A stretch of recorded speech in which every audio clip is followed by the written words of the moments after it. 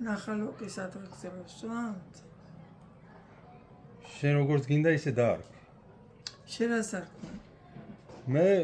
მე ვკთხოვე ლექსი დაგეწერა ნახალოკაზე.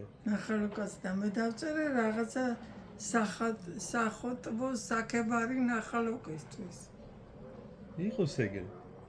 კი ბატონო. საღამომშვიდობის მეგობრებო, ეხლა სტუმრად ვიმყოფები ჩემ მეგობართან, ძალიან კაი ადამიანთან, ძველი ნახალოკელი ქალბატონი, ხათუნა მარშანია. თქვენ ხათუნა მე მგონი გახსოვთ.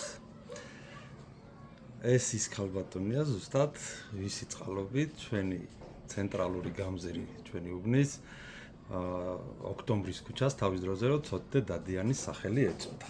და როგორც იცით, ხათუნა ლექსებს წერს. არაერთი ლექსი აქვს დაწერილი და 2 წიგნიც არის დაბეჭდილი. უკვე გამოქვეყნებული ხო ხათუ 2 წიგნი დაგიბეჭდა და მესამეზე მუშაობ. ეხა ეს გინდა ლექსად ჩათვალეთ, გინდა მოთხრობათ, უბრალოდ მინდა ნახალოკის საქებარის სიტყვები მიუძღვნათ რა ნახალოკას. კეთილი. ძალიან საინტერესო. ჩემი აზრით ლექსი არ არის.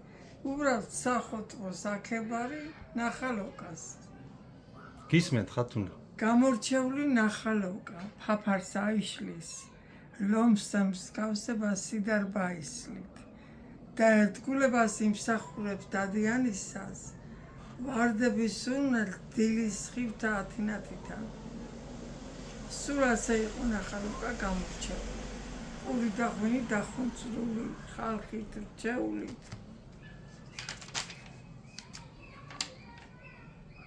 ერთი აგურით თუ იწყებდნენ სახლის შენებას, 5 აგურის ხევს მოქონდათ მოსაშველებლად.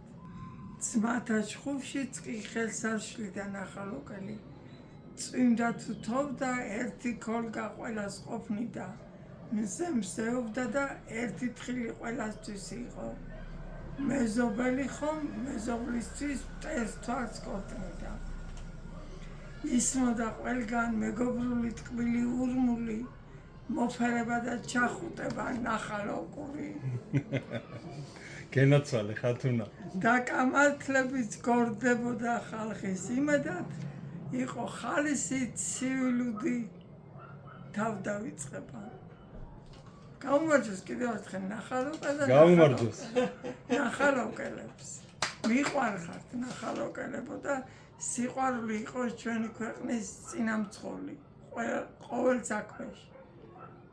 მადლობა. გაიხარ.